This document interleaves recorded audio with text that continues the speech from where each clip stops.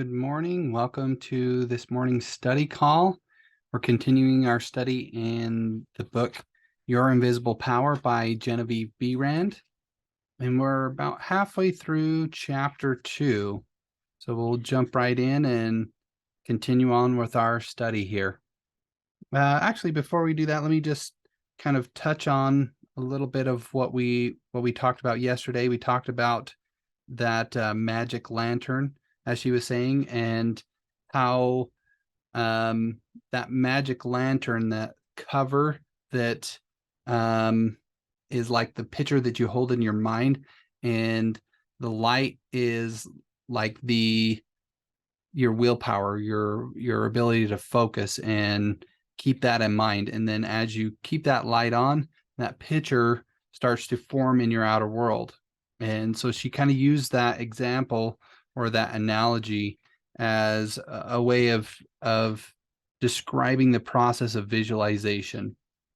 That as you visualize and hold that thought in your mind, this spirit or power or substance that penetrates all things shines through that picture, and then it it comes into your outer environment. You see it in the world around you. All right, so with that little bit of a recap, let's jump in. When all is said and done, happiness is the one thing which every human being wants, and the study of visualization enables you to get more out of life than you ever enjoyed before. Increasing possibilities keep opening out more and more before you. Now, I think that this is an important idea to understand, and I think people fall prey to misunderstanding or not understanding really what brings us joy, what brings us fulfillment out of life.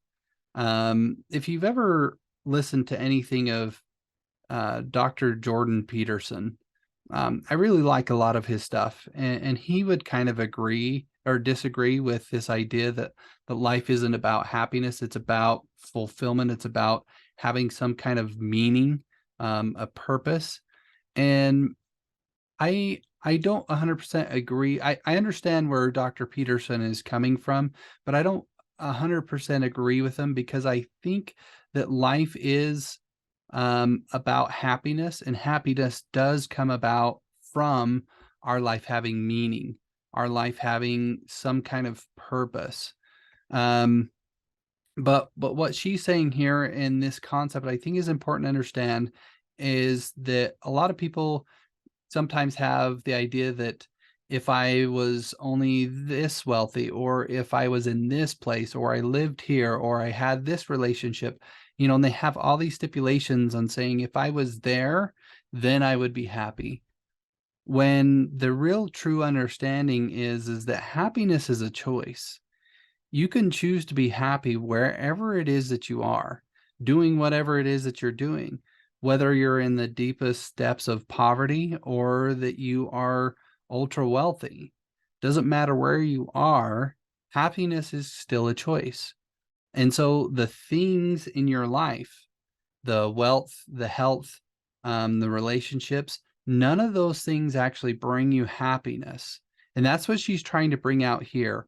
When all is said and done, happiness is the one thing which every human being wants. And the study of visualization enables you to get more out of life than you ever enjoyed before.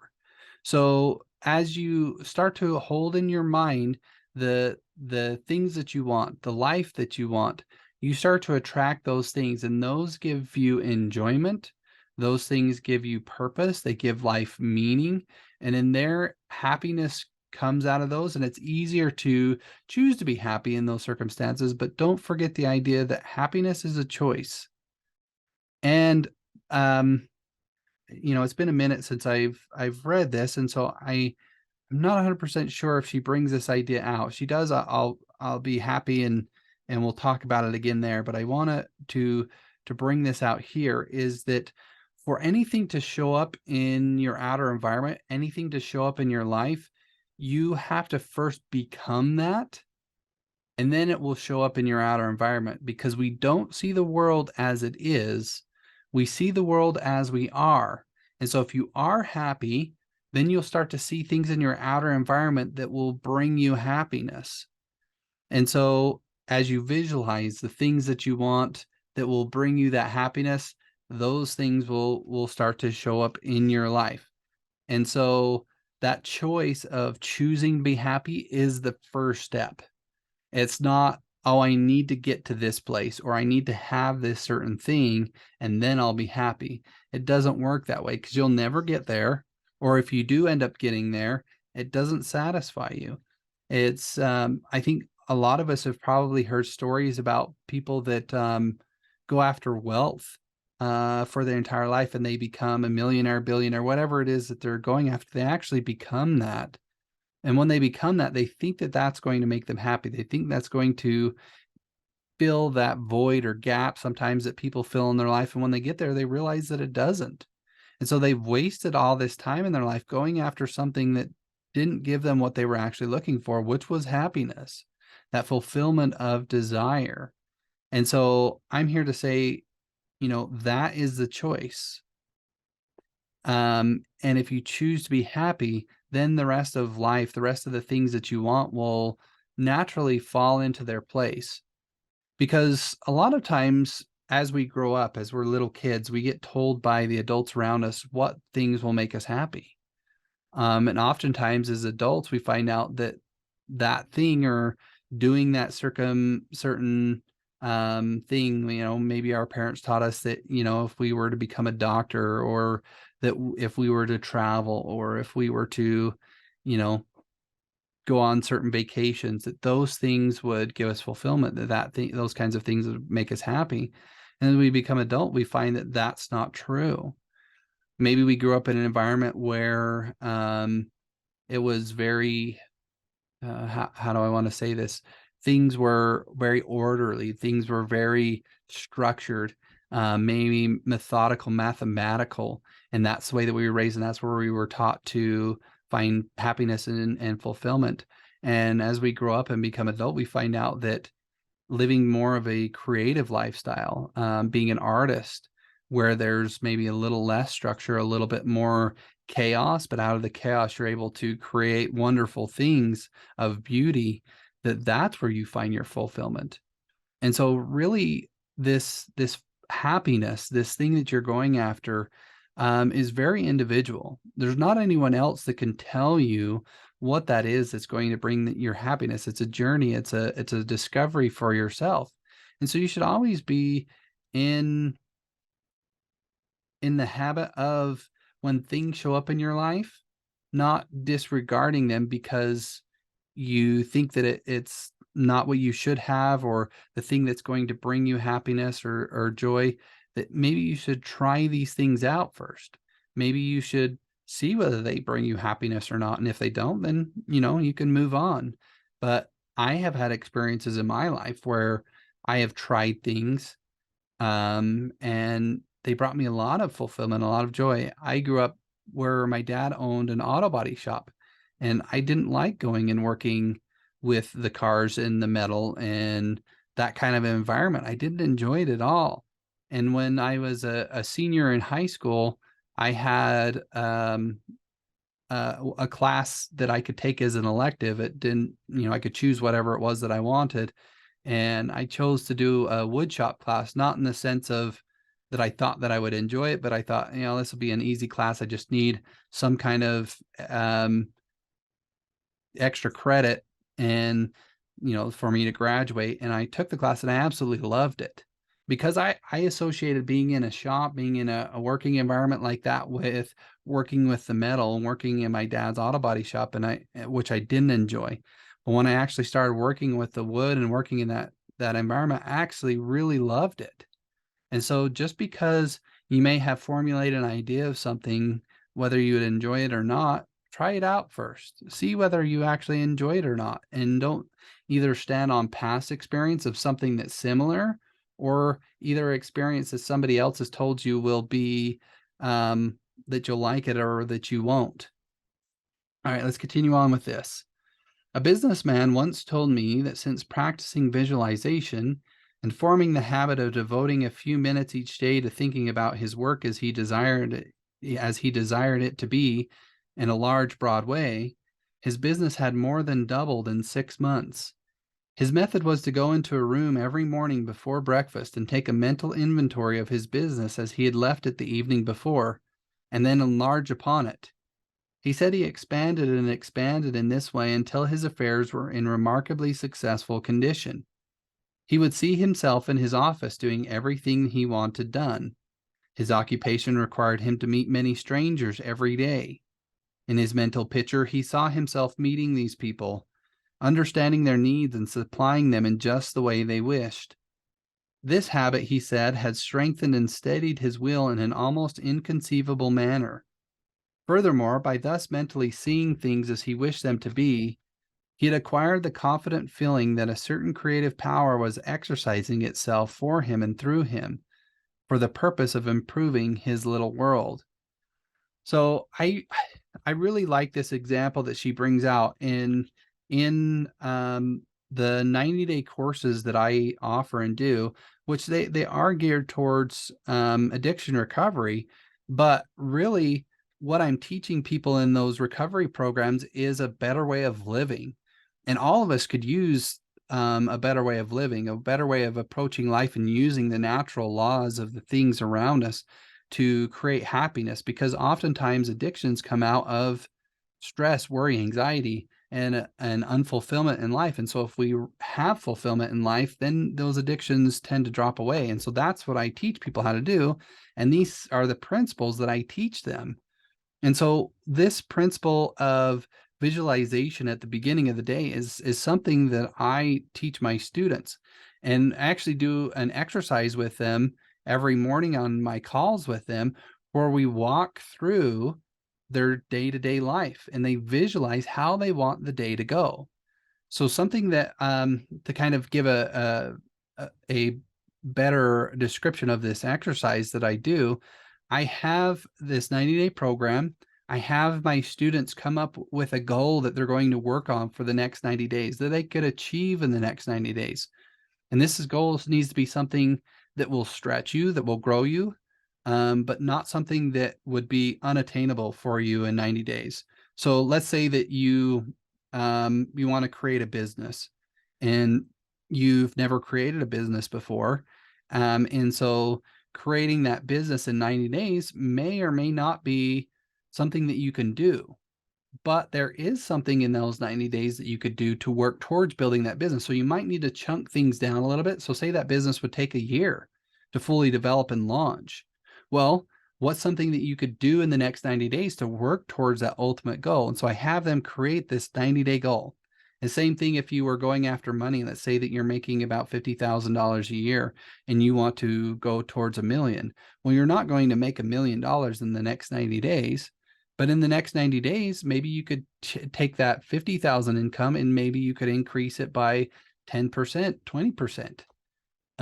And so every day we take that 90-day goal and we break it down even further into something that they can do on a daily basis to work towards that goal.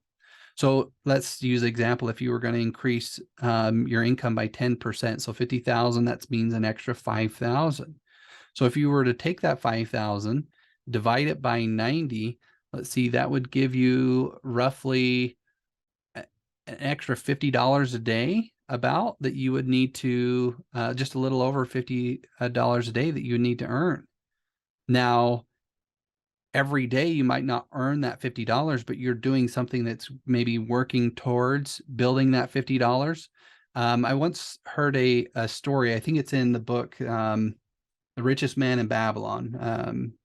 I'll have to look that up for sure. But in The Richest Man in Babylon, there's a story about there were people that were the city needed water for the main town center where people could come and get their water. The well for the city was a little ways away from the town, and the citizens were having to walk all the way there, get their water, and then come back. And so the city wanted to create a place in the center of town which would be more accessible for the people to come and gain their water. And they were looking at hiring somebody, giving a contract to somebody to provide the water instead of all the citizens having to need and go get it themselves. And so all the people that were interested um, got there, and they had a certain amount of time of providing the water, and who could ever provide the most water to the town in that time frame would win the contract. And it was over like a week or a month. I don't remember the exact time frame. And so at this, I think there was just two people that were interested in the contract. So at the beginning, one of the men just starts going, and he's got the whole thing that goes over his shoulder, and it's got one pot on one side and one pot on the other side, and he's going back and forth every day, just bringing water. And the other man, for the first, I don't know, 75% of the time, doesn't bring any water. But during that time, he's building a kind of like a sluice, a waterway for the water to come from the well into the town. And after, 75, 80% of the time building this, he finishes it. And then he starts putting water in there from the well. And so the water just naturally flows into the town without him needing to go back and forth between that. And so you working on building that $50 a day income for yourself, in addition to what you're already making, you might spend 80 out of the 90 days just creating some kind of system to bring in that $50 a day. And then that $50 a day starts coming in, and eventually you reach your goal of having an extra 10% increase in your income. Anyway, so I have them break down this goal. And then at the beginning of the day, they have something specific that they're going to do to work towards that goal. So that chunk down goal into a daily goal. And then we visualize it. I have them mentally walk through what they would need to do if they need to meet certain people, if they need to do certain activities, if they need to be a certain way themselves. I have them visualize themselves doing that successfully, and then them going out and doing it themselves that day, or trying to recreate what they saw in their mind. It's the same process that this gentleman did in his business. And it said that by doing that, he had doubled his business in 6 months. And I can tell you that I've used this process myself, and it works.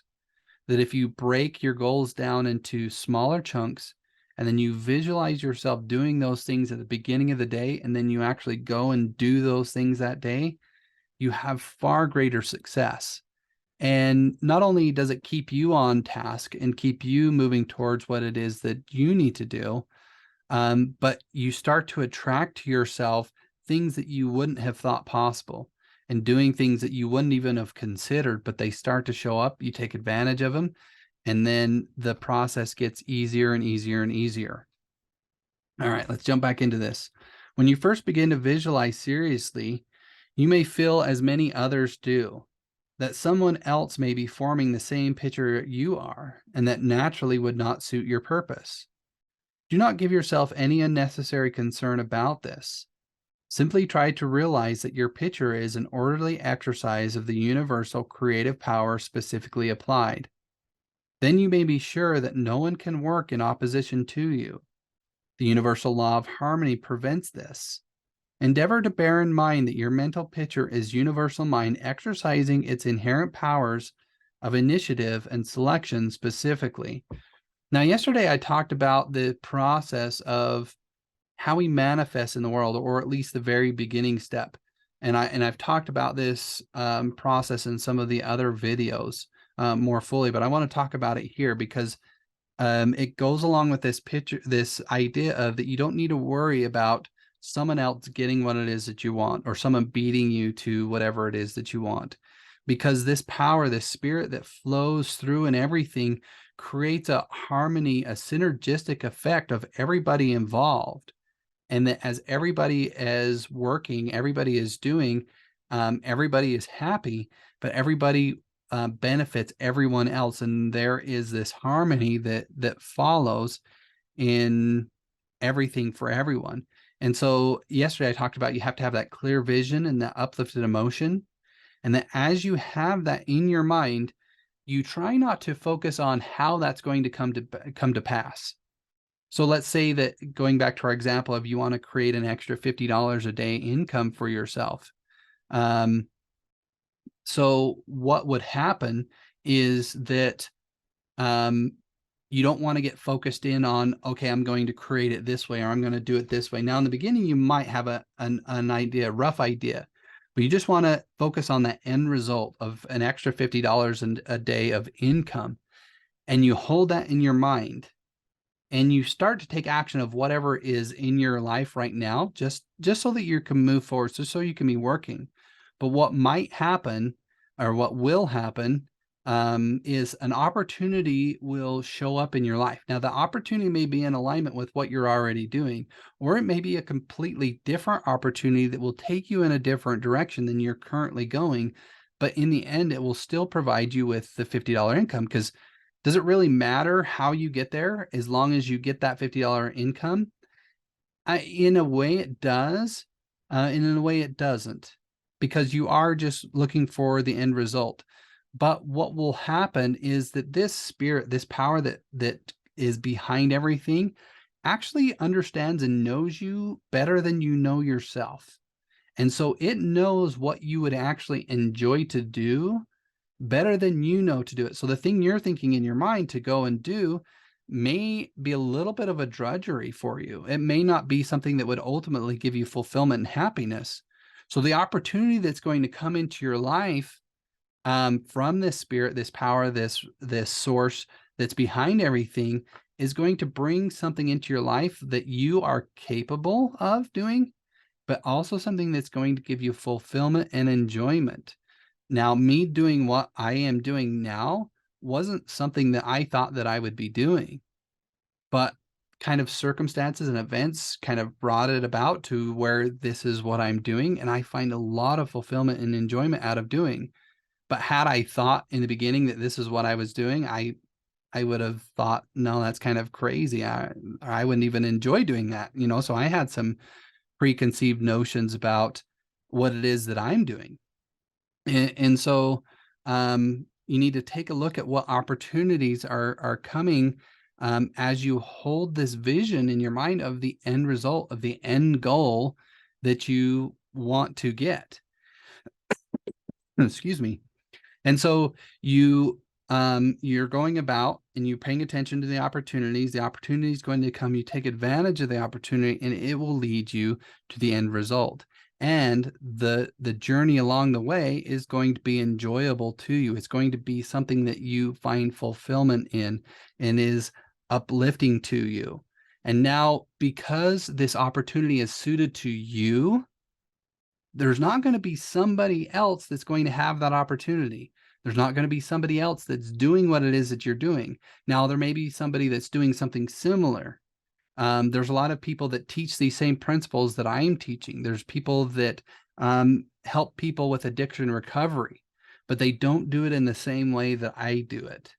I was led to do this in a certain way, and I do it according to my talents and my abilities. Some people own businesses where they do retreats where people go out and, you know, kind of into the wilderness to help them with addiction recovery. Me, I do it mostly online through videos and teachings. And that's geared towards my abilities and my preferences and what I find enjoyment out of. And so that this all comes about, and not everyone is going to have the same enjoyment. Not everyone wants to teach these principles like I teach them. Somebody may want to go out and create things with their hands. Some people want to be artists. Some people might want to be race car drivers, astronauts. I mean, the list is endless of what people want to be and enjoy. But in the end, if everyone was doing what they would find the most fulfillment in, what we would find is there would be this synergistic effect, and we would find that there's no lack. There's no limitation. There's not a occupation that's not being fulfilled, that's not being engaged in by somebody and then being enjoyed by that person. And so you don't need to worry as you're holding these images in your mind that somebody else is going to take it from you, or somebody else is going to beat you to it, because this universal energy is going to create a harmony and bring it into your life in such a way that you're the only one that could do it. All right. God, or universal mind, made man for the special purpose of differentiating himself through him. Everything that is came into existence in this same way, by this self same law of self differentiation, or for the same purpose. First, the idea, the mental picture or the prototype of the thing, which is the thing itself in its incipiency or plastic form. So there is this is kind of an Eastern idea. It's not something that we really understand or focus very much on in the Western world, is that everything is one. And that's what she's talking about here. God or universal mind is that one. And as it is one, that means it has all power, it has all ability, it has all knowledge, and that this mind differentiated itself. So it took a part of itself and it created you, and you as an individual and distinct part of itself. So you are a part of this God unit, this universal whole, this oneness, but that you were created to experience life, to experience what it is that we're experiencing in a specific way. No one can experience it in the same way that you can. I mean, it's just impossible. I mean, even like you say, take like twins, which have the same DNA, they still don't experience life in the same way because they can't occupy the same exact space. And because they can't occupy the same exact space, they're going to have different interactions with people and the environment around them. And thus they have a different experience. And you find twins, sometimes they engage in the same vocation. Sometimes they engage in something that's completely different. Sometimes you find them having the same likes, and sometimes you find them having different likes. And so there is no one individual that's created in the same exact way to have the same exact experience in this life. So we're all differentiated, and going back to the idea that we just talked about, in that way, the thing that God created you for, the purpose on which you are here on this earth, that you are to experience, is going to be individual to you. No one else is going to have that same thing. The great architect of the universe contemplated himself as manifesting through his polar opposite, matter, and the idea expanded and projected itself until we have a world, or many worlds. Many people ask, but why should we have a physical world at all? The answer is because it is the nature of originating substance to solidify under directivity rather than activity, just as it is the nature of wax to harden when it becomes cold, or plaster of Paris to become firm and solid when exposed to the air. Your picture in this same divine substance in its fluent state, taking shape through the individualized center of divine operation, or your mind, and there is no power to prevent this combination of spiritual substance from becoming physical form.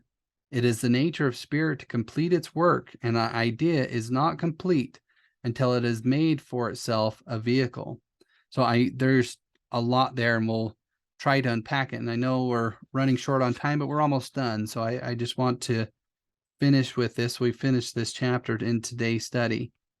But the idea is that God saw matter and that he wanted to experience that matter. And so he took of himself and created this matter, and created a world out of this matter, and then created us to occupy this matter. And you see religions kind of talking about this idea. Now, whether it was a god or whether it was a power or a substance that did it doesn't really matter. The only thing that does matter is that you were created. These worlds were created, and you were placed on them as an individualized part of the whole to experience it in a specific and unique way to you. And that as God held in his mind what he wanted to create, he took of this fluid substance that penetrates all things, and then it became solidified into the physical world. And that we do the same. We take of this matter, and she uses the idea of wax or a plaster of Paris that are moldable, they're malleable when they're in their original state. And then we bring them into creation. We mold them into what it is that we want, and then they solidify into that actual thing. So us, as we hold these thoughts, which are kind of ephemeral, they're kind of fluid, they're kind of movable, and this substance that flows through it is the same way. But as it flows through it and it takes on the form of your thought. It then goes into your outer environment and takes physical form. It solidifies into physical shape. Now, this might sound a little bit crazy, but if you go and study quantum physics and the things that we're learning about quantum physics today, quantum physicists would tell you that that's exactly what happens, is that everything is in flux. Everything is in this state of energy or movability. And that as we bring our consciousness in and we observe it and we say, this is what I expect to see, that's actually what the energy takes its shape. It solidifies into matter and becomes what it is that we think that it should be. And so what she's talking about isn't, some crazy religious, dogmatic thing out there. I mean, this is actual, she's talking about a scientific process. Now, when she wrote it, yeah, it probably did sound a little bit crazy because we didn't have the science that we do today to explain what it is that she's talking about, but we're starting to understand through scientific endeavor and understanding the building blocks of life that this is exactly the process that happens. And if we learn the laws of how this happens and how it comes into place, what she's teaching us through this visualizing capacity and capability that we have in our mind, that we can create whatever it is that we want out in our life. All right, this last paragraph, and then we'll end our study for today. Nothing can prevent your picture from coming into concrete form except the same power that gave it birth, yourself. Suppose you wish to have a more orderly room. You look about your room and the idea of order suggests boxes, closets, shelves, hooks, and so forth. The box, the closet, the hooks are all concrete ideas of order, vehicles through which order and harmony suggest themselves. And so the vehicle that she's talking about here, this idea is the opportunity, the thing that you're going to actually get the end result from. Remember, we talked about that idea. If you were going to create an extra $50 a day income, an opportunity, a vehicle would show up for you to be able to do it. But the opportunity, the vehicle isn't the result. It's the way that you go about doing it. So as you hold in your mind the end result of what you want to be, the vehicle, the opportunity is going to come to you through this creative power that flows through you and eventually take concrete shape in your outer world as long as you hold that idea in your mind. All right, we'll end that today, and that's the end of chapter 2 in this book. I hope that you're finding value because I think this stuff is so powerful and it has the ability to change your life if you can apply these principles. So far what we've talked about is if you can hold in your mind the thing that you want, have an uplifted emotion, a vehicle or an opportunity is going to come your way. You take advantage of that opportunity, that vehicle, and the thing that you want is going to show up in your life. It does take some time and it does take effort as you continue to hold that picture in your mind. But if you do it, you'll find the thing that you're wanting come into physical existence in your outer world. And then you can have that happiness, that joy, that fulfillment that you're probably looking for, that you might feel that you're lacking in your life right now. All right. So with that idea, go out, try to apply these things, try to figure out what it is that you want in your life. And we'll continue the study on tomorrow's morning study call. So until then, bye for now.